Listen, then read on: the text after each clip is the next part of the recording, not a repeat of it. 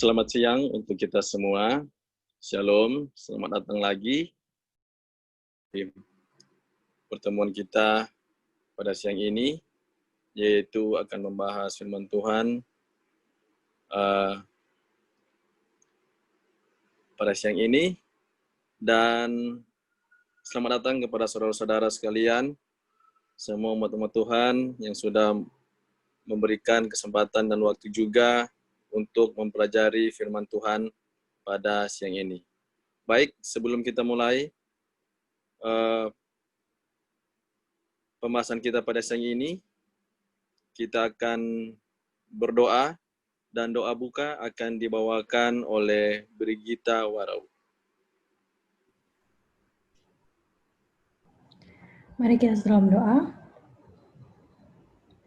Tuhan Allah Bapa yang bertata dalam kemuliaan surga, terima kasih banyak Tuhan untuk kesempatan yang begitu indah yang masih Engkau percayakan bagi kami. Di saat ini Tuhan, kami seberapa yang ada, anak-anak-Mu Tuhan, rindu untuk mendengarkan sabda-Mu Tuhan. Kiranya Engkau mau berbicara kepada kami Tuhan lewat Pastor Pitoy. Biarlah setiap perkataan yang dikeluarkan olehnya Tuhan, itu hanya seturut dengan kehendak-Mu saja. Biarlah kami sebagai pendengar Tuhan, kiranya Engkau memberikan kebijaksanaan Tuhan, hikmat akal budi, agar kami Tuhan bukan hanya menjadi pendengar saja Tuhan, dan melainkan kami dapat menjadi pelaku firman. Terima kasih banyak Tuhan, kami mau serahkan Bible study kami saat ini ke dalam tangan-Mu saja. Dalam nama anak Yesus Kristus kami berdoa. Amin. Baik, terima kasih Brigita telah membawakan doa buka. Baiklah saudara-saudara sekalian, marilah kita siapkan hati dan pikiran kita. Terlebih mari kita berdoa dalam hati agar seluruh perangkat yang kita gunakan, Pendeta Roy juga khususnya yang akan membawakan materi pada siang ini, dapat berjalan dengan baik, agar kita juga dapat mengerti, dan minta tolong agar semua berdoa dalam hati, agar supaya jaringan dan koneksi pada siang ini dapat berjalan dengan baik, sehingga kita bisa menerima penuh dengan berkat pada siang ini. Baiklah, waktu dan tempat kami berikan kepada Pendeta Roy untuk membawakan materi kita pada siang ini.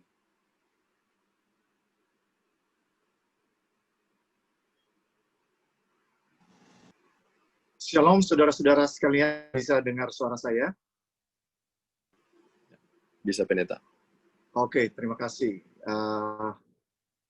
Kita bersyukur bahwa kita bisa bersama lagi ya saudara-saudara. Dan saya harap saudara mengikuti KKR kita yang sudah dimulaikan tadi malam dan sebentar malam. Ya, ini sangat berhubungan dengan apa yang sudah kita bahas sejauh ini, selama ini, sehubungan dengan nubuatan Daniel dan Wahyu. Saya mau mulai dengan kuis yang saya berikan. Ada nggak yang sudah menghitung secara pasti bahwa kalau angka 1 sampai 36 ditambahkan jumlahnya 666? Ada yang bisa angkat tangan untuk menyatakan bahwa sudah dilakukan dan benar jumlahnya 666? Saya lupa bahwa itu adalah pertanyaan yang saya kasih ya sekitar hari Kamis kalau nggak salah. Saya lupa tanya hari Jumatnya. Ada yang sudah menghitung? Dari tim juga ada? Sudah? Ya, gimana sudah. Edson? Berapa jumlahnya? 666. 1 sampai 36 kita jumlahkan. Tepat sekali. Oke, terima kasih. Iya, terima kasih. Saya hanya dengar katanya, saya nggak buktikan. Ya, saya pengen saudara-saudara yang buktikan sendiri, ya. Inilah angka dari Babylon, ya. 6 kali 6, 36. Dan itu dibikin seperti diagram, baik secara vertikal maupun horizontal, dan bahkan diagonal, dijumlahkan itu 666. Dan tabel ini adalah simbol daripada penyembahan kepada dewa matahari, ya, yang merupakan dewa utama di Babel. Namanya Dewa Marduk. Ada 36 dewa yang disebutkan. Dan demikian setiap 10 derajat, bisa dibilang ya, setiap 10 derajat maka ada 1 dewa. Ya, saudara-saudara, itu juga sebabnya kenapa kita ada 360 derajat dalam satu lingkaran. Sekedar latar belakang bahwa simbol-simbol Babel itu masih nyata sampai saat ini di dalam kehidupan kita. Ya, saudara-saudara. Saya juga ingin menunjukkan bahwa simbol Babel ini sangat nyata, ya, ada, saudara-saudara, bisa dibilang sangat nyata di dalam kehidupan di atas dunia ini. Baiklah saudara-saudara, kita lanjutkan pelajaran kita. Namun sebelumnya, mari kita tunduk kepala dan kita berdoa sekali lagi. Ya Tuhan Allah yang bertakhta di dalam kerajaan surga, kami sangat bersukacita, bersyukur karena kami berkesempatan ya Tuhan untuk sekali lagi merenungkan Taurat-Mu, firman-Mu siang dan malam. Terima kasih Tuhan untuk kesempatan yang indah ini. Saat ini kami sangat membutuhkan hadirat Tuhan dengan mencurahkan Roh Kudus bagaimana Kau janjikan kepada kami. Dan biarlah kami diberikan hati yang rendah, hati yang mau mendengarkan dan menurut sabda Tuhan, dan menjadi tanah yang baik. Terima kasih Tuhan. Di dalam nama Tuhan Yesus kami sudah berdoa. Amin. Baiklah saudara-saudara, kita akan lanjutkan pelajaran kita dari Daniel 2. Masih begitu banyak pelajaran yang sangat indah dan penting yang disampaikan dari gambaran patung Daniel 2. Ada ekspresi yang mengatakan bahwa lukisan atau gambar berbicara menceritakan 1000 kata. Ya, jadi Tuhan menggunakan simbol untuk menyatakan keselamatan yang sedang Dia rencanakan, yang sedang Dia lakukan. Ya, saudara-saudara, dan sekarang kita mengerti dengan lebih jelas perumpamaan yang Tuhan Yesus berikan di dalam Matius 13. Kita belum sempat baca, maka saat ini saya mengundang saudara untuk membuka Matius pasal 13. Ya, apa hubungannya Matius 13 bagi saudara-saudara yang mungkin tidak sempat ikut presentasi hari Jumat? Saudara bisa lihat di sana nanti secara detail sudah di-upload, ya. Tapi saat ini saudara-saudara, ya, secara ringkas bahwa keempat kerajaan, ya, mulai dari Babel, Media Persia, kemudian Yunani dan kemudian Roma, 4 kerajaan ini sebenarnya juga melambangkan 4 jenis tanah yang ada, yang diceritakan oleh Tuhan Yesus. Ya, mari kita lihat ya. Saya meringkaskan apa yang sudah kita pelajari, bahwa Babel adalah zaman di mana tanah yang berbatu-batu dalam sejarah umat Tuhan.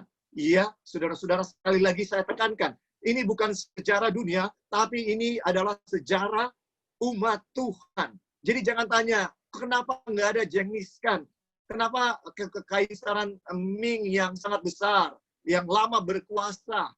Kenapa nggak ada? Saudara, ini bukan sejarah setiap negara, tapi ini adalah sejarah daripada umat Tuhan, bangsa pilihan Tuhan. Dan ketika ada negara-negara adidaya di atas dunia ini tentunya mempengaruhi umat-umat Tuhan, maka baik secara positif maupun secara negatif, maka tentunya inilah yang menjadi perhatian daripada Tuhan, saudara-saudara. Dan Tuhan sengaja menempatkan umat Tuhan di Timur Tengah, karena ini adalah pertemuan dari segala bangsa, dari segala benua besar yang ada di atas dunia ini. Afrika, Eropa, Asia, 3 benua besar yang bisa dibilang ada di atas dunia, yang merupakan old world istilahnya, ya, dunia yang lama, yang bisa dibilang sebelum dunia berpindah dari dunia yang lama ke dunia yang baru di benua Amerika.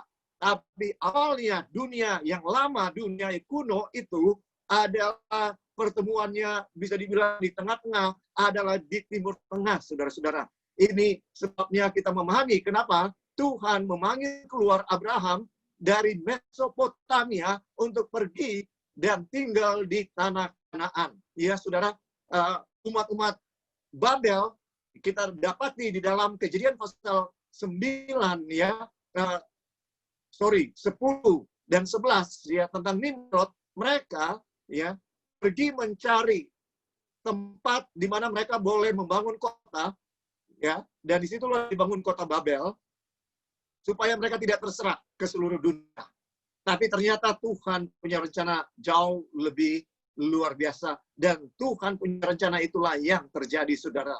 Ya, manusia berusaha untuk melawan apapun, tapi Tuhan tahu apa yang akan terjadi, dan itulah yang akan terjadi, saudara-saudara.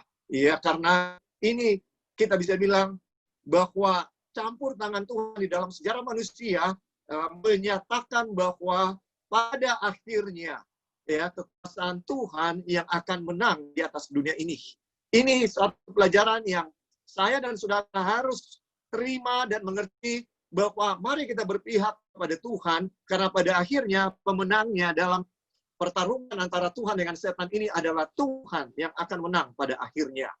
Saudara-saudara, kita sudah lihat bahwa pada zaman Babel, umat Tuhan sudah begitu menjadi agama yang formalitas, dan Tuhan sudah ingatkan kepada mereka, kalau mereka tidak berubah dan bertobat, maka mereka akan dibuang ke Babel. Tapi mereka tidak mendengarkan apa yang Tuhan telah sampaikan. Maka di zaman Babel bisa dibilang ya, umat-umat Tuhan akhirnya dibuang sebagai manifestasi dari pelanggaran demi pelanggaran berabad-abad lamanya, dan kesabaran Tuhan berabad-abad lamanya yang tidak dihargai. Pada akhirnya Tuhan harus mengizinkan mereka dibuang ke Babel, dan selama 70 tahun mereka di Babel. Itulah satu gambaran tanah yang benih yang jatuh di pinggir jalan. Ya, umat-umat Tuhan tidak percaya kepada firman Tuhan, tidak mau menerima dan menuruti firman Tuhan.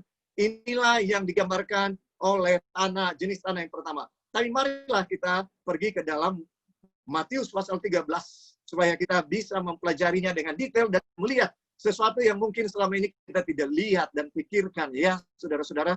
Di dalam Matius 13 ayat 1 dikatakan, pada hari itu keluarlah Yesus dari rumah itu dan duduk di tepi danau. Maka datanglah orang banyak berbondong-bondong lalu mengerumuni dia, sehingga ia naik ke perahu dan duduk di situ. Sedangkan orang banyak semuanya berdiri di pantai. Dan ia mengucapkan banyak hal dalam perumpamaan kepada mereka.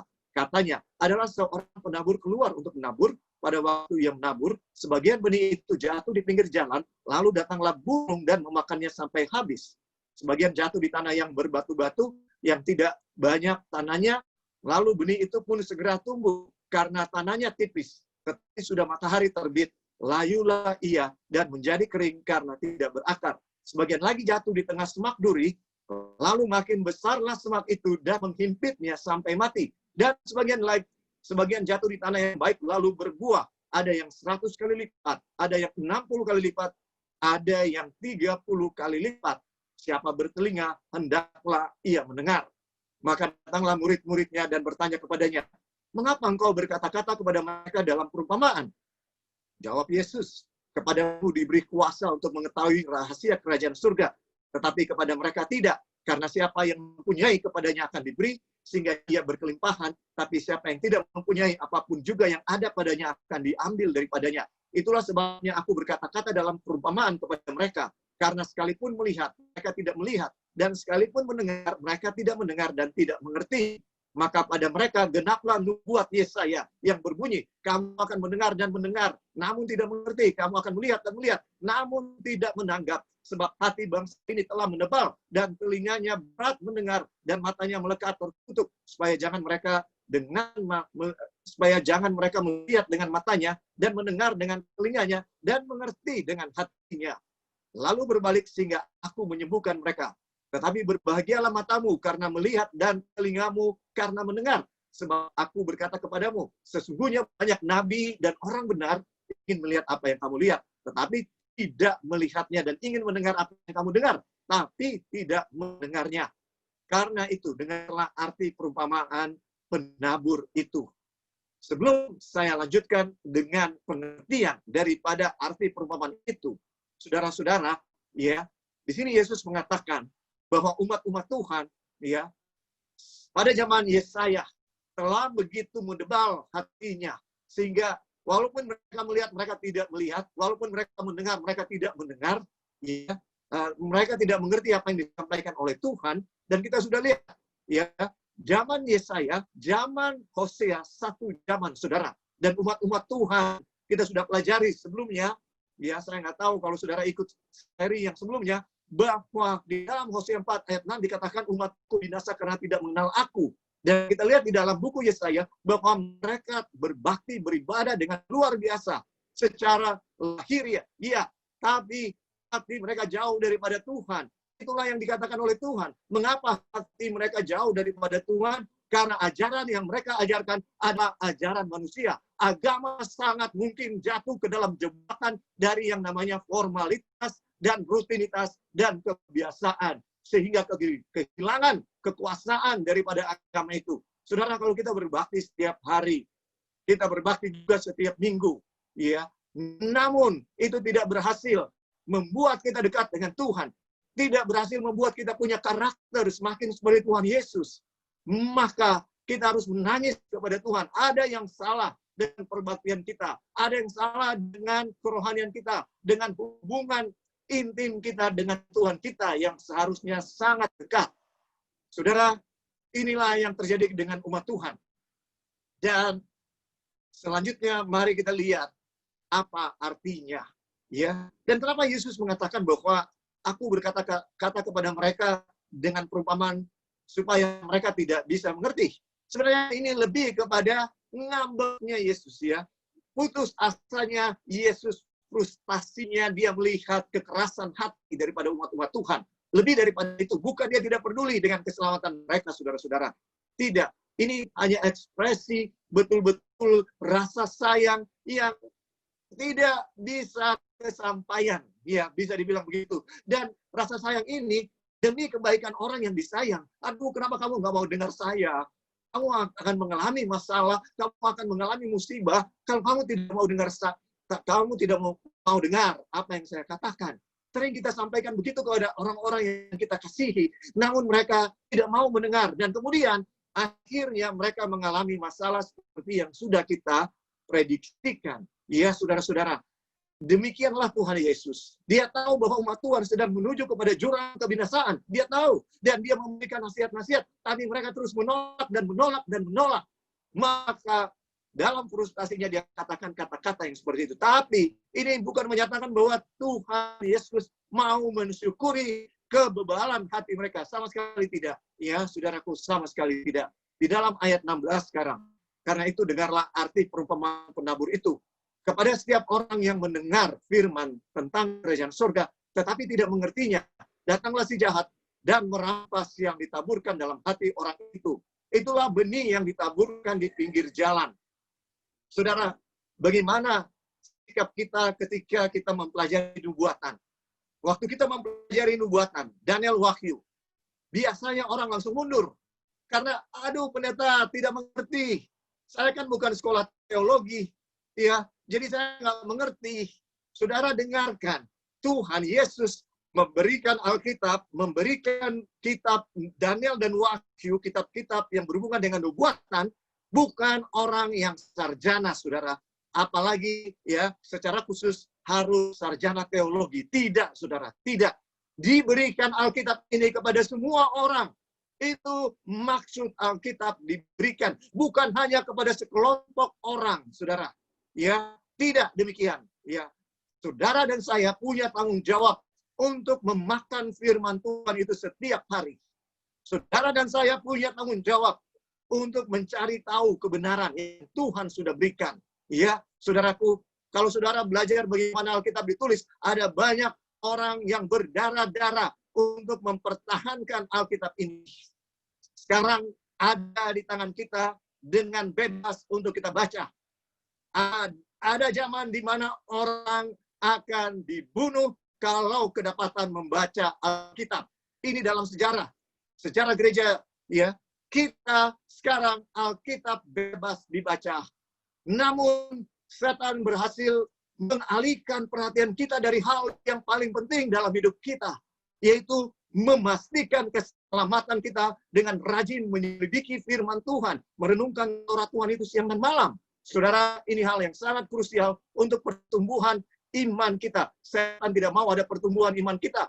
Setan tidak mau kita selamat, saudara. Itu sebabnya dia mencegah saya dan saudara untuk membaca dan mempelajari firman Tuhan. Mari kita lihat di dalam ayat 19. Kepada setiap orang yang mendengar firman tentang kerajaan surga, tetapi tidak mengertinya, datanglah si jahat dan merampas yang ditaburkan dalam hati orang itu. Itulah benih yang ditaburkan di pinggir jalan. Jangan menyerah ketika saudara membaca satu bagian di dalam Alkitab dan saudara tidak mengerti. Jangan menyerah. Saudara, orang yang sungguh-sungguh mencari Tuhan, firman Tuhan berjanji, dia akan menemukan Tuhan. Di dalam Yeremia 29 ayat 13. Ya, siapa yang sungguh-sungguh mencari Tuhan akan menemukan Tuhan. Jadi kalau kita sungguh-sungguh mau mencari kebenaran Tuhan untuk kita hidupkan, untuk kita praktekkan, maka saudara dan saya akan menemukan kebenaran Tuhan itu. Itu janjinya. Mari kita pergi saja untuk baca di dalam Yeremia 29 ayat 13. Ya, saudara-saudara, ini ayat yang luar biasa, di mana Tuhan berjanji, kalau kita sungguh-sungguh mencari Dia, maka kita akan menemukan Dia. Ya, atau dari ayat 12, dan apabila kamu berseru dan datang untuk berdoa kepadaku, maka aku akan mendengarkan kamu. Dengarkan, Tuhan berjanji. Kalau kita berdoa, maka kita akan didengar oleh Tuhan. Ayat 13, apabila kamu mencari aku, kamu akan menemukan aku. Apabila kamu menanyakan aku dengan segenap hati. Saudara, aku akan memberi kamu menemukan aku. Demikianlah firman Tuhan. Ya, ayat 14. Saudara, ini janji Tuhan. Jangan menyerah ketika saya dan saudara baca Alkitab dan kita bilang, aduh, saya tidak tahu apapun tentang semua hal ini. Saudara, kalau kita sungguh-sungguh mengasihi Tuhan, maka Alkitab seharusnya menjadi buku yang paling utama dan terutama dalam hidup saya dan saudara. Buku yang awal dan yang akhir dalam kehidupan kita setiap hari. Buku yang akan menjadi pelita dalam kehidupan kita yang sedang menuju kegelapan yang terpekat yang pernah ada di atas dunia ini, saudara. Tidak ada jalan yang aman selain di dalam firman Tuhan. Tidak ada informasi yang dapat kita percayai sekarang ini, saudara, selain di dalam firman Tuhan. Inilah waktunya kita sungguh-sungguh menggunakan waktu untuk mencari Tuhan. Seperti tidak pernah kita lakukan sebelumnya. Baik berdoa maupun mempelajari firman Tuhan. Saudara, mari kita kembali kepada umpamaan tadi di dalam Matius pasal yang ke-13. Jadi tanah yang di pinggir jalan ya saudara, dia keras. Dia keras. Itu sebabnya tidak bisa benih bertumbuh.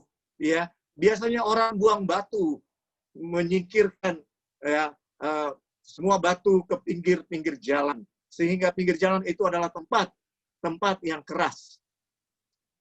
Di dalam sekarang ayat yang ke-20. Benih yang ditaburkan di tanah yang berbatu-batu ialah orang yang mendengar firman itu dan segera menerimanya dengan gembira. Tetapi ia tidak berakar dan tahan sebentar saja. Apabila datang penindasan atau penganiayaan karena firman itu, orang itu pun segera murtad. Dan inilah jenis tanah yang digambarkan dengan tanah yang kedua. Ya, saudara-saudara, menggambarkan ketika media Persia memberikan ya kelepasan kepada orang Israel dari Babel. Sepertinya satu kebenaran betul-betul diterima. Wah, benar, ternyata nubuatan 70 masa, 70 tahun di Babel ternyata benar. Dan mereka pulang dengan sukacita untuk kembali membangun Yerusalem dan bait suci yang ada di Yerusalem. Tapi ketika mereka mendapatkan tantangan dari musuh-musuh di sekitar mereka, semua informasi yang saya ceritakan ini ditulis dalam buku Ezra. Ketika mereka menghadapi tantangan-tantangan, maka yang terjadi mereka berhenti. Ya, saudara-saudara, mereka tidak melanjutkan pembangunan yang ada untuk beberapa tahun lamanya. Kemudian Ezra datang pada tahun 457. Jadi saudara bayangkan, ya, tahun 539, bisa dibilang Babel dikalahkan di atas 538, kemudian perintah untuk kembali membangun Yerusalem dikeluarkan tahun 536 atau 535, genap 70 tahun dari tahun 606 atau 605 dimulai, maka 70 tahun digenapi. Sesudah itu mereka coba bangun, tapi ya, pembangunan itu terhalang oleh banyak oposisi. Kemudian Kores yang memberikan perintah sudah meninggal, sekitar tahun 530 dia meninggal. Kemudian raja yang baru tidak mengetahui apa-apa, tahun 522 Darius datang, naik tahta jadi raja. Kemudian diperintahkan untuk diselidik apakah memang ada pembangunan, ya, perintah untuk membangun kembali Yerusalem dikeluarkan. Dan setelah Darius mengeluarkan perintah untuk diselidiki, didapatilah bahwa memang ada perintah dari Kores. Sehingga Darius memberikan izin untuk meneruskan pembangunan. Akhirnya tahun 515, saudara-saudara, ya, sekitar 20 tahun sejak perintah untuk kembali ke Yerusalem, maka bait suci itu berhasil ditabiskan, berhasil dibangun. Tapi oleh karena musuh-musuh daripada umat Tuhan di sekitar Yerusalem terus merongrong mereka, ya, yang terjadi adalah bahwa akhirnya pekerjaan pembangunan terhenti sama sekali. Mereka tidak bisa melanjutkan. Dan karena tembok Yerusalem maupun gerbang-gerbangnya masih banyak yang rusak, sehingga musuh itu bisa datang kapan saja dan mengganggu umat-umat Tuhan. Sampai tahun 457, bisa dibayangkan, ya, dari tahun 515 sampai 457, ya, 60 tahun lebih, ya, hampir 70-an tahun jaraknya, baru Ezra digerakkan oleh Tuhan untuk kembali meneruskan pekerjaan untuk membangun Yerusalem. Sesudah 13 tahun dia berusaha untuk melakukan pekerjaan itu, ya, bisa dibilang dia dapat tantangan dan tidak bisa melanjutkan. Tapi Tuhan mengirimkan Nehemia untuk membantu dan menyelesaikan pekerjaan. Ya, akhirnya Nehemia datang. 12 tahun dia menjadi gubernur. Rela meninggalkan suatu jabatan yang tinggi dan hidup yang nyaman untuk membangun, meneruskan pembangunan daripada bait suci. Saudara-saudara, ini suatu tokoh yang luar biasa, Nehemia. Akhirnya selesai pembangunan daripada Yerusalem itu, saudara-saudara.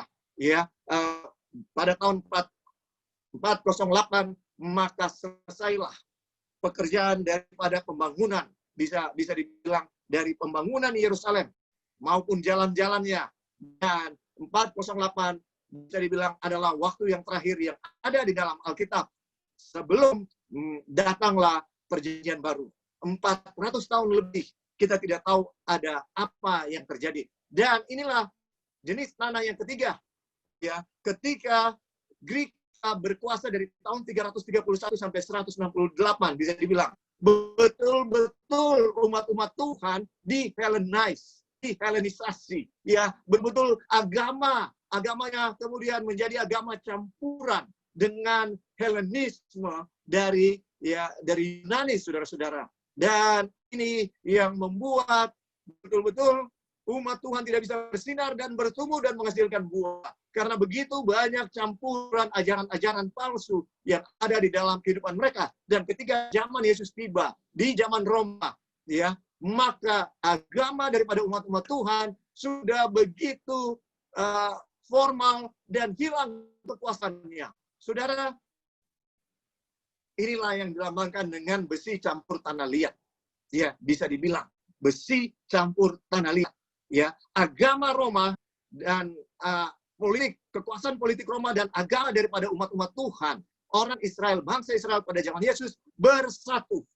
Ya, mereka bersatu. Dan apa yang terjadi ketika mereka bersatu? Agama dan negara ini, penganiayaan kepada siapa? Sang Mesias itu, Yesus sendiri. Dia mati oleh karena joint forces, ya, gabungan kekuatan antara agama, pemimpin agama daripada umat-umat Tuhan, imam besar sendiri yang mengadili Yesus, dan mereka memutuskan dengan saksi-saksi palsu bahwa Yesus harus dan layak untuk dihukum mati.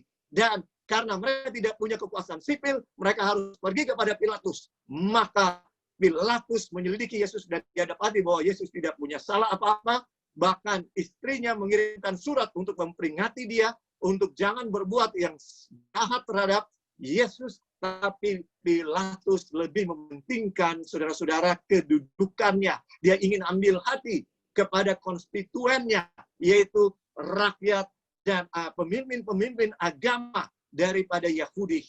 Dan dia lebih memilih untuk membiarkan Yesus dibunuh oleh karena tuntutan daripada orang banyak, umat-umat Tuhan.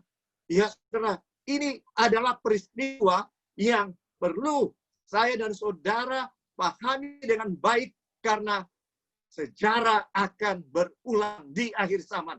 Apa yang sejarah akan berulang di akhir zaman, saudara-saudara? Bahwa apa yang sudah terjadi akan terjadi lagi. Bagaimana caranya? Saudara, pada zaman Yesus, sesudah Yesus mati, bangkit, dan naik ke surga, maka lahirlah suatu generasi yang murni daripada umat-umat Tuhan, yaitu orang-orang Kristen. Jumlahnya sangat sedikit.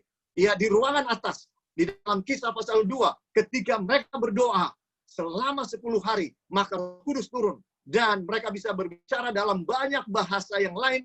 Ya, inilah yang disebut dengan bahasa roh sebenarnya. Bahasa roh yang sejati. Mereka bisa berbicara dalam bahasa lain demi pemberitaan Injil ke seluruh dunia. Kalau tidak diberikan kemampuan berbahasa roh, Injil tidak akan dengan cepat tersebar ke seluruh dunia, saudara.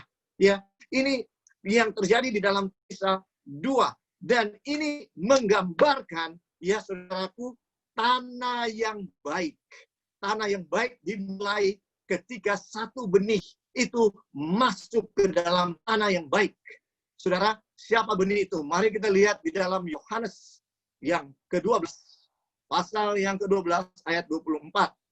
Ya, firman Tuhan berkata, atau dari ayat 23 kita baca, tetapi Yesus menjawab mereka, katanya, telah tiba saatnya anak manusia dimuliakan. Aku berkata kepadamu, sesungguhnya jikalau biji gandum tidak jatuh dalam tanah dan mati, ia tetap satu biji saja. Tetapi jika ia mati, ia akan menghasilkan banyak buah.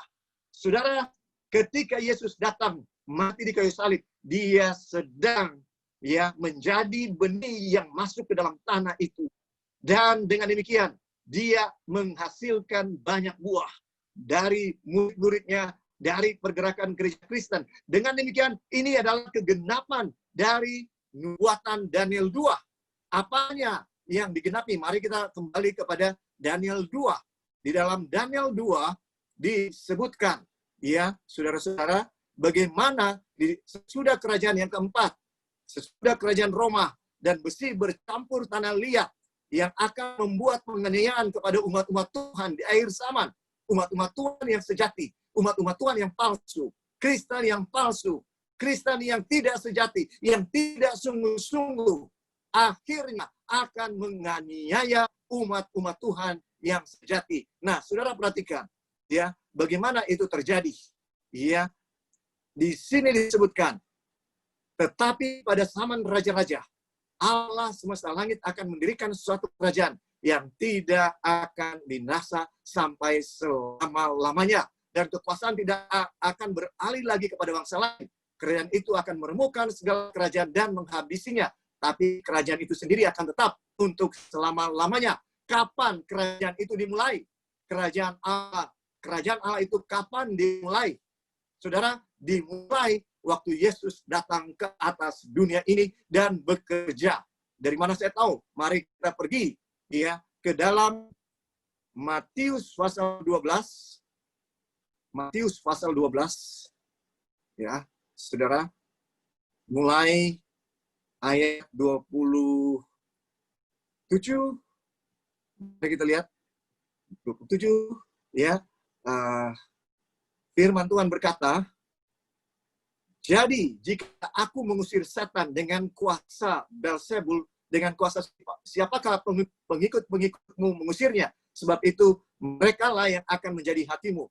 Tetapi jika aku mengusir setan dengan kuasa roh Allah, maka sesungguhnya kerajaan Allah sudah datang kepadamu. Ketika Yesus mengusir setan dengan kuasa kuasa Roh Allah, maka dikatakan di dalam ayat 28, sesungguhnya kerajaan Allah sudah datang kepadamu. Ingat, di dalam mimpi itu, batu tanpa pertolongan manusia, tanpa pertolongan tangan manusia. Artinya itu adalah kuasa Allah, bahwa batu itu yang melambangkan kerajaan Kristus sedang berguling jatuh dari gunung. Ya, saudara, ini menyatakan bahwa waktu Yesus mati di kayu salib dan waktu Yesus berkhotbah di atas bukit, saudara. Ini bagaimana Yesus, kalau kita baca Matius 5, 6, dan 7, khotbah Yesus di atas bukit, ini adalah prinsip-prinsip daripada kerajaan Allah. Yang kita sebut prinsip-prinsip dari kerajaan kasih karunia. Ya, kerajaan kasih karunia Yesus yang dimulai waktu dia berkhotbah ya di atas bukit ya pada saat itu. Kemudian ketika dia mati di atas bukit itu, maka itu melambangkan batu yang sudah sementara berguling menuju kepada patung itu untuk menghancurkan semua kerajaan-kerajaan yang ada. Ketika antikristus akan muncul, maka Yesus akan segera datang dan menghabisi antikristus itu. Dan inilah skenario di akhir zaman, saudaraku. Ya, kita lihat dengan jelas bahwa ini yang dinyatakan oleh perumpamaan.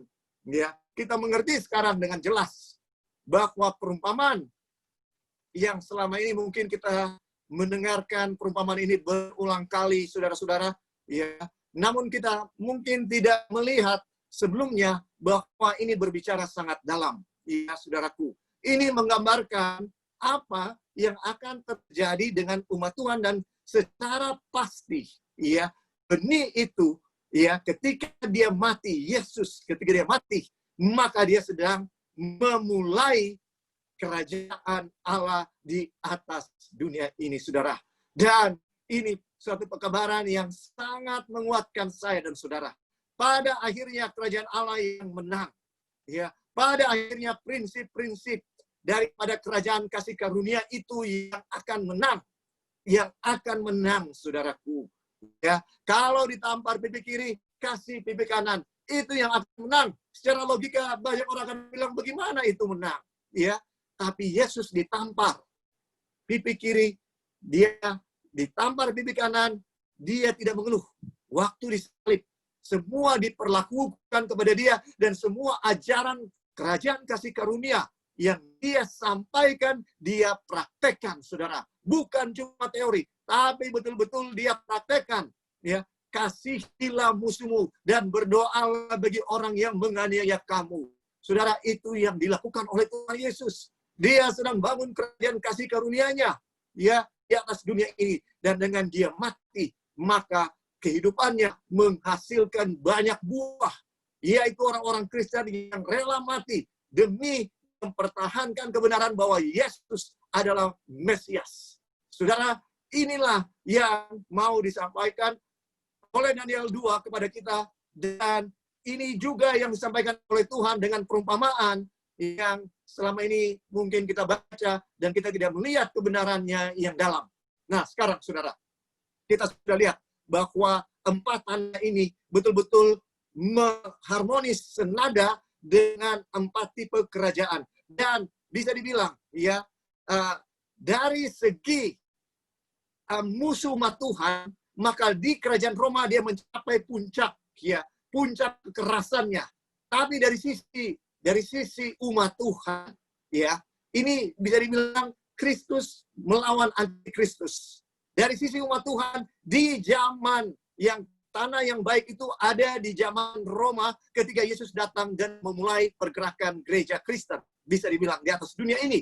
Dan saudara-saudara, ya, bisa dibilang juga bahwa ketika umat-umat Tuhan, orang Israel, ya, orang Yahudi menolak Yesus dan bahkan membunuh saksi-saksi kepada Yesus. Stefanus dibunuh. Maka bisa dibilang mereka memulai satu proses pengulangan dari zaman Babel, bahkan dari zaman sebelumnya bangsa Israel, saudara, ya, yang selalu tidak menjadi tanah yang baik. Tapi kemudian dia bisa dibilang orang umat Tuhan ditolak. Kemudian tanah yang kedua sesudah Roma, di zaman Roma saudara, sampai zaman kedatangan Yesus yang kedua kali, maka akan terjadi lagi 4 tanah ini, saudaraku. Bisa dibilang begitu. Ya, dan puncaknya tanah yang baik itu akan terjadi di akhir zaman. Akan terjadi di akhir zaman ketika Yesus datang kedua kali untuk menjemput suatu umat yang layak bagi Dia. Saudara, ini yang disampaikan oleh firman Tuhan. Yesus akan datang, itulah tanah yang subur. Dan yang selama ini dalam seri, apakah ini akhir dunia? Saya mengatakan bahwa firman Tuhan, nubuatan yang diberikan oleh Yesus, menyatakan bahwa pada akhirnya yang akan berkuasa di atas dunia ini adalah orang-orang Kristen. Namun bukan orang Kristen yang sejati, ya, tapi orang Kristen yang sudah tercemar dengan politik dan berusaha untuk menguasai dunia, untuk menyatakan kekuasaan mereka di atas dunia. Ini yang dinubuatkan oleh Alkitab. Dan apa yang terjadi? Ada sebagian umat Kristen sejati yang tidak akan tunduk. Mereka akan dianiaya seperti Yesus dan murid-murid oleh orang-orang yang mengaku umat Allah. Dan orang-orang yang mengaku sebagai umat Allah yang menganiaya ini melakukan itu dalam pengertian bahwa mereka berpikir mereka sedang melakukan kehendak Allah. Ini ayat yang sudah berapa kali kita baca di dalam Yohanes 16, ya, ayat 2. Sekali lagi saya ingin bacakan, ya, kamu akan dikucilkan, bahkan akan datang saatnya bahwa setiap orang yang membunuh kamu akan menyangka bahwa ia berbuat bakti bagi Allah. Ini sudah terjadi, saudara, pada zaman Yesus. Ini sudah terjadi, dan dengan demikian ini juga akan terjadi di akhir zaman. Umat Kristen yang sejati, yang hidup berdasarkan Alkitab sepenuhnya, mengikut Yesus, mempunyai karakter Yesus, ya, dan percaya kepada nubuatan-nubuatan yang Yesus berikan. Mereka dituntun oleh Tuhan untuk mempersiapkan diri bagi kedatangan yang kedua kali. Dan saudara, mereka akan mengalami penganiayaan. Dan saudara, dari mana saya tahu bahwa jumlah mereka tidak banyak? Oleh sebab Alkitab menggambarkan bahwa umat-umat ini adalah satu kelompok yang disebut sebagai 144.000. Saya mau tanya saudara-saudara, umat Kristen di atas dunia ini 2,5 miliar. Kalau Alkitab bilang, dan Tuhan Yesus sebutkan itu akan terjadi ketika bahkan gereja Kristen belum dibentuk, belum ada. Ya, Yesus sebutkan bahwa antikristus akan datang, dan antikristus itu berasal dari dalam Mesias palsu. Dan kita sudah pelajari, Mesias palsu equals dengan binatang yang pertama dalam Wahyu 13, dan nabi palsu equals, ya, sama dengan binatang yang kedua dalam Wahyu pasal 13. Ini adalah agen-agen setan yang akan berusaha untuk menyiksa, menganiaya orang-orang Kristen sejati yang tidak akan tunduk kepada kekuasaan daripada antikristus, yang akan memberikan tanda supaya saudara dan saya dapat berjual atau membeli. Dengan kata lain kita bisa katakan, tapi orang Kristen yang sejati, umat Tuhan yang sejati, tidak akan mau menerima tanda binatang. Apalagi tunduk menyembah patung dari binatang itu untuk menghormati binatang yang pertama. Saudara, saya mau sampaikan bahwa jumlah mereka 144.000. Saya mau tanya, mari kita berpikir sekarang.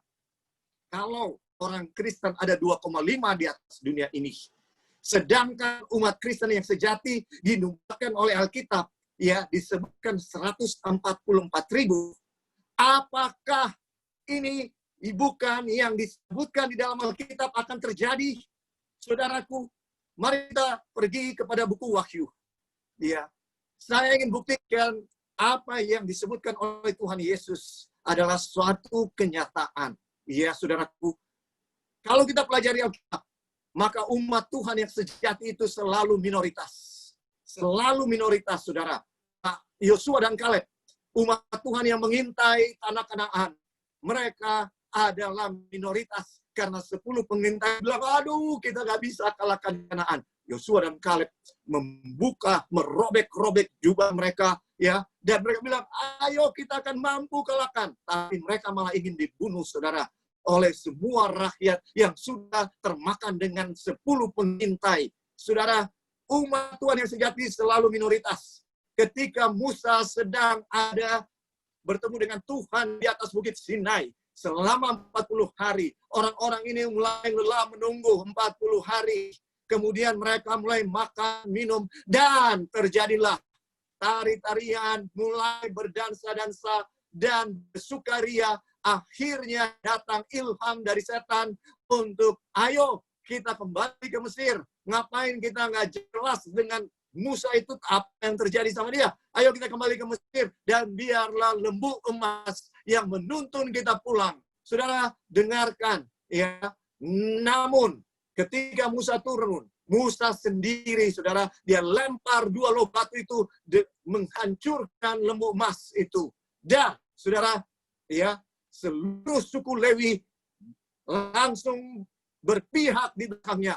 Musa menantang, kalau kalian mau berbakti kepada Tuhan, ayo berdiri di sisi sini. Kalau tidak, kalian akan, ya, dihukum oleh Tuhan. Tapi banyak yang tidak mau untuk berdiri di sisi Tuhan, saudara-saudara. Suku Lewi berdiri dengan Musa. Itu sebabnya Lewi akhirnya diberikan keistimewaan oleh Tuhan untuk menjadi imam yang melayani di bait suci. Hanya suku ini yang diberikan kesempatan itu, saudara. Ini suku Lewi jumlahnya tidak banyak, tapi mereka berdiri dengan Musa untuk berpihak kepada Tuhan. Sementara mayoritas daripada umat Tuhan, ya saudara-saudara, sudah betul-betul termakan dengan agama Babylon, menyembah berhala, ya, berhala dari emas, lembu, saudara-saudara. Ini yang terjadi. Kemudian, ya, kita lihat dalam perjalanan sejarah bahwa umat Tuhan selalu adalah pihak minoritas di antara, ya, umat Tuhan yang sejati, maksud saya, selalu adalah pihak yang minoritas, bisa dibilang, yang selalu berserah dan bergantung kepada Tuhan. Ya, saudara-saudara, umat Tuhan yang sejati. Ya, kemudian umat Tuhan, kita sudah bahas tadi, agama daripada umat Tuhan, orang Israel sudah menjadi begitu formalitas sampai tiba di zaman Yesus. Dan berapa banyak yang percaya bahwa Yesus adalah Mesias. Ya, di ruangan atas itu hanya 120 orang. Saudara-saudara, ya, tidak banyak. 120 orang saja. Dan Alkitab menubuatkan hal yang sama akan terjadi di akhir zaman. Saudara, panggilan kepada saya dan saudara pada saat ini, ya, apa yang akan saya dan saudara lakukan dengan panggilan Tuhan ini? Kerajaannya sedang datang. Kita sudah ada di akhir zaman, di zaman besi campur tanah liat. Dan kita lihat kenyataannya seperti itu di atas dunia sekarang ini. Agama Kristen dan politik sekarang tidak bisa dipisahkan. Ya, semua bergabung untuk mencapai tujuan-tujuan duniawi mereka atas nama agama. Ini kesalahan dalam sejarah yang tidak boleh seharusnya kita ulangi, saudara. Ya, Tuhan dengan segala kesungguhan hati, dengan segala bisa dibilang yang bisa dia lakukan, sedang memberikan panggilan kepada jemaat Laodikia. Barang siapa kukasihi, ia kutegur dan kuhajar. Lihat, aku berdiri di muka pintu dan mengetok. Jikalau ada orang yang mendengar suaraku dan membukakan pintu, aku akan masuk mendapatkan dia, dan aku akan makan bersama-sama dengan dia, dan ia dengan aku. Saudara, ini adalah panggilan bahwa Yesus tidak ada di dalam orang-orang Laodikia. Ya, simbol gambaran daripada orang Kristen di akhir zaman. Bahwa Yesus tidak ada di dalam hati kita. Ketika Yesus tidak ada di dalam hati kita, semua simptom masalah muncul. Yaitu kita merasa diri kaya. Kita merasa bahwa kita ini punya pakaian Kita merasa kita bisa melihat, tapi sebenarnya kita tidak bisa melihat.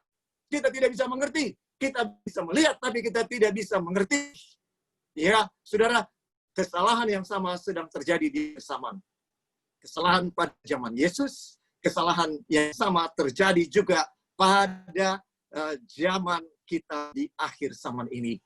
Tapi ada satu umat yang merupakan tanah yang subur. Dan saya lebih mau fokus kepada solusi daripada masalah.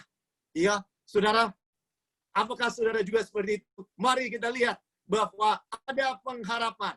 Ya, ada satu umat Kristen yang sejati yang tidak akan kompromi dengan dosa, dan mereka, saudara-saudara, sungguh luar biasa. Ya, di dalam Wahyu pasal 7 ini disebutkan, ya, saudara-saudara, ya, disebutkan ini adalah orang-orang yang tidak mau menerima tanda binatang itu. Saudara tahu kenapa tanda binatang itu muncul dan harus ditaruh di tangan kanan dan di dahi? Karena setan selalu meniru apa yang Tuhan lakukan. Kenapa? Karena Tuhan yang suruh kepada orang Israel, mereka harus menaruh hukum Tuhan yang ditulis di tangan kanan dan di dahi. Mengapa? Untuk mengingatkan mereka jangan pernah melanggar hukum Tuhan, melanggar perintah Tuhan. Di akhir zaman, ya, akan ada dua kelompok umat Tuhan. Bisa dibilang akan ada dua kelompok di atas dunia ini. Orang yang menerima tanda binatang maupun yang tidak. Kristen sejati tidak akan terima. Karena kalau menerima tanda binatang itu berarti menjadi milik antikristus dan bukan menjadi milik Tuhan. Ya, saudara. Namun orang-orang yang lolos, yang tidak akan menerima tanda binatang ini adalah orang-orang yang menerima yang namanya meterai Allah. Mari kita lihat. Kita akan baca ayat 1, tapi sebelumnya mungkin kita baca ayat yang sebelumnya di dalam Wahyu pasal 6. Mari kita lihat Wahyu pasal 6 mulai ayat 15. Ini adalah meterai yang ke-6, saudara. Di dalam meterai yang ke-6. Meterai yang ke-7 adalah kedatangan Tuhan. Meterai yang ke-6 adalah peristiwa sebelum kedatangan Tuhan. Dan disebutkan di sini. Dan raja-raja di bumi. Dan pembesar-pembesar. Serta perwira-perwira. Dan orang-orang kaya. Serta orang-orang berkuasa. Dan semua budak. Serta orang merdeka. Bersembunyi ke dalam gua-gua dan celah-celah batu karang di gunung. Dan mereka berkata kepada gunung-gunung dan kepada batu-batu karang itu, runtuhlah menimpa kami dan sembunyikanlah kami terhadap Dia yang duduk di atas takhta dan terhadap murka anak domba itu. Sebab sudah tiba hari besar murka mereka, dan siapakah yang dapat bertahan?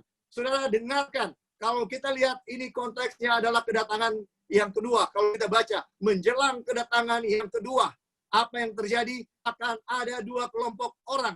Kelompok yang pertama adalah orang-orang yang berseru kepada gunung dan batu. Timpalah kami, karena mereka tidak tahan melihat kekudusan, kesucian daripada anak Allah yang luar biasa itu. Mereka tidak akan tahan dalam hari murka anak domba itu ketika Yesus datang. Ini adalah orang-orang yang tentunya sudah menerima tanda binatang, saudara. Dan mereka bisa makan dan minum dengan bebas. Mereka tidak diancam hukuman mati. Tetapi mereka bertentangan dengan Tuhan. Siapakah orang-orang yang dapat bertahan? Itu adalah pertanyaan di dalam ayat yang terakhir, Wahyu pasal yang ke-6. Mari kita lihat apa jawabannya di dalam Wahyu 7 ayat 1. Kemudian daripada itu aku melihat 4 malaikat berdiri pada keempat penjuru bumi. Dan mereka menahan keempat angin bumi. Supaya jangan ada angin bertiup di darat atau di laut atau di pohon-pohon. Dan aku melihat seorang malaikat lain muncul dari tempat matahari terbit.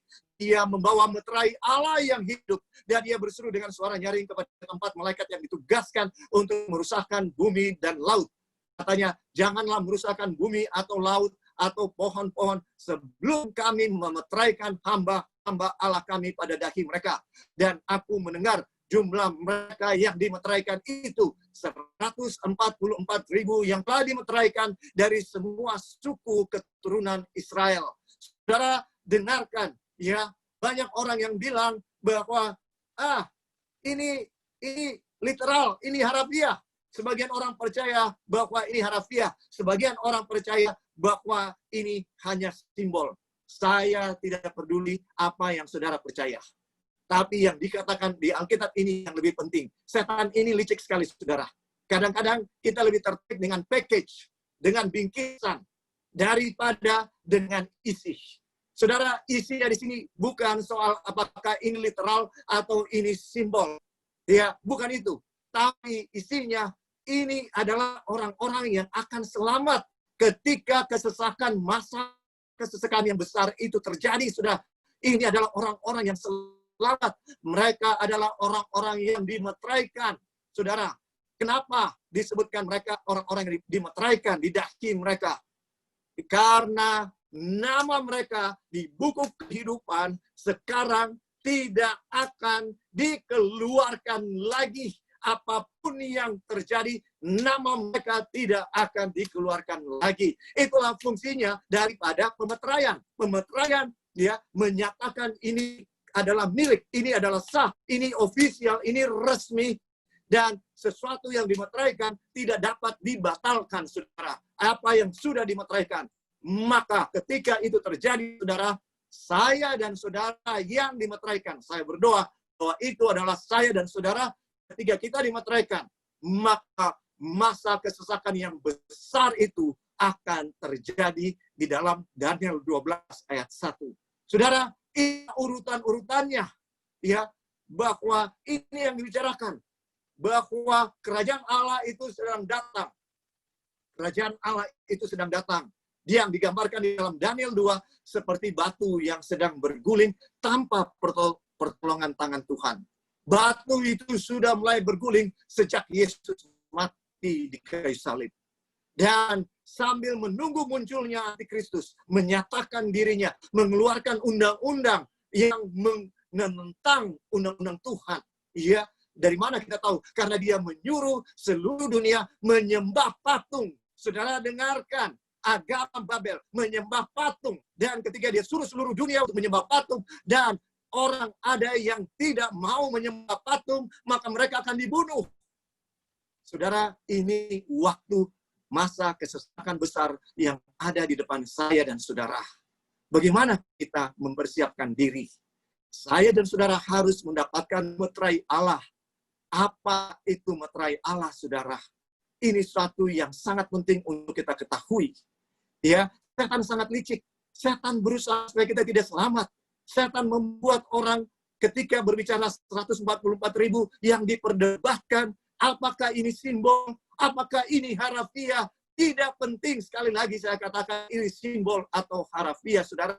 Tidak penting. Yang penting, saudara, bahwa saya dan saudara harus menjadi bagian dari 144.000 itu. Mari kita lihat, saudara, bagaimana mereka digambarkan, saudara, ya.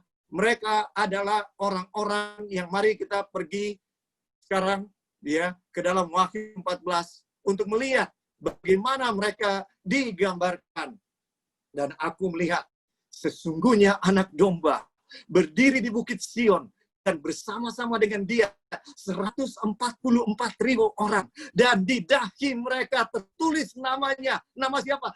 Nama Yesus dan nama Bapaknya. Dan aku mendengar suatu suara dari langit, bagaikan desau air bah, dan bagaikan deru guru yang dahsyat. Dan suara yang kudengar itu seperti bunyi pemain-pemain kecapi yang memetik kecapinya. Mereka menyanyikan suatu nyanyian baru di hadapan takhta dan di depan keempat makhluk dan tua-tua itu. Dan tidak seorang pun yang dapat mempelajari nyanyian itu selain daripada 144.000 orang yang telah ditebus dari bumi itu. Mereka adalah orang-orang yang tidak mencemarkan dirinya dengan perempuan-perempuan. Karena mereka murni sama seperti perawan. Mereka adalah orang-orang yang mengikuti anak domba itu kemana saja ia pergi. Mereka ditebus dari antara manusia sebagai korban-korban sulung bagi Allah dan bagi anak domba itu. Dan di dalam mulut mereka tidak terdapat dusta. Mereka tidak bercela. Saudara dengarkan, sebelum kita menjadi orang kudus di surga, Saya dan saudara harus jadi orang kudus di atas dunia ini. Kelompok 144.000 disebutkan tidak bercelah, tidak terdapat dusta di mulut mereka. Tentu saja ini sesudah hidup mereka dijamah, diubahkan oleh kasih karunia Tuhan. Bukan oleh kekuatan mereka, tapi oleh kasih karunia Tuhan. Mereka diubahkan. Saudara, dengarkan bahwa saya dan saudara harus diubahkan, harus mengalahkan dosa, sementara saya dan saudara masih di atas dunia ini. Kita tidak mungkin ke surga kalau kita tidak mengalahkan dosa di atas dunia. Kita tidak mungkin menjadi orang kudus di surga kalau kita belum menjadi orang kudus di dunia.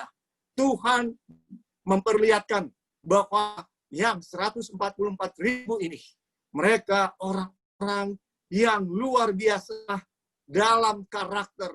Di dahi mereka mendapatkan meterai Allah, yaitu nama Yesus.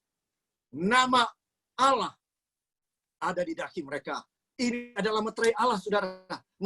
Meterai digunakan zaman dulu untuk menyatakan kepemilikan. Setiap sapi, setiap ternak yang dimiliki oleh seseorang harus dimeteraikan, menyatakan ini milik saya. Ini kepemilikan. Saya dan saudara yang akan selamat, yang akan masuk dalam kelompok 144.000 adalah orang-orang yang dimeteraikan Allah di dahi kita.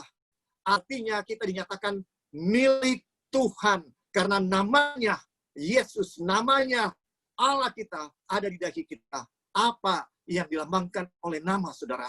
Nama melambangkan karakter. Nama melambangkan tabiat.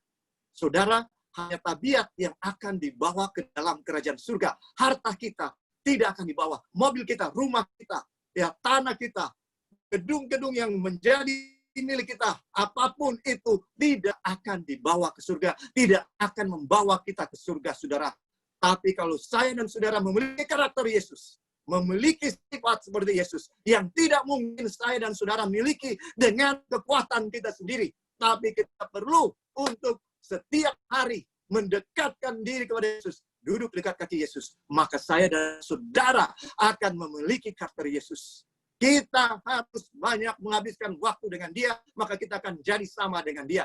Kita akan melihat dia setiap hari, maka kita akan jadi sama dengan dia. Kalau kita mendengarkan suaranya setiap hari, maka kita akan jadi sama dengan dia. Pertanyaannya, apakah saya dan saudara melihat dia selalu atau dunia? Apakah saya dan saudara memikirkan dia selalu atau harta dunia? Karena di mana hatimu berada, ya, di mana hartamu berada, di situ hatimu berada. Kalau hati kita dengan Yesus di surga, maka kita akan selalu ada di sana dan kita diubahkan oleh kasih karunia-Nya dari hari ke hari. Saudara, harapan saya dan harapan Tuhan saya adalah saya dan saudara akan diselamatkan ketika Dia datang. Dan syaratnya hanya kalau saya dan saudara memiliki meterai Allah, cap karakter Yesus, Tuhan kita. Apakah kita miliki itu? Kalau kita belum miliki itu, karena kita masih sering marah, karena kita masih sering bohong, karena kita sering juga ya melakukan kehendak kita dan melawan kehendak Tuhan, mari kita datang merendahkan diri, menangis kepada Tuhan. Menangis kepada Tuhan, saudara, supaya kita bisa diubahkan. Semakin hari, semakin seperti Yesus. Mari kita tunduk kepala, mari kita berdoa. Ya Tuhan, terima kasih untuk firman-Mu yang selalu menemplah kami, yang selalu membujuk kami, yang selalu menuntun kami. Tuhan, tolong kami pada hari ini kalau kami mendengarkan suara-Mu. Janganlah biarkan kami mengeraskan hati kami. Tapi biarlah kami mau menyerahkan hidup kami ke dalam tangan-Mu saja, Tuhan. Kau tahu kami tidak mampu untuk hidup seturut dengan kehendak-Mu. Dengan kekuatan kami sendiri.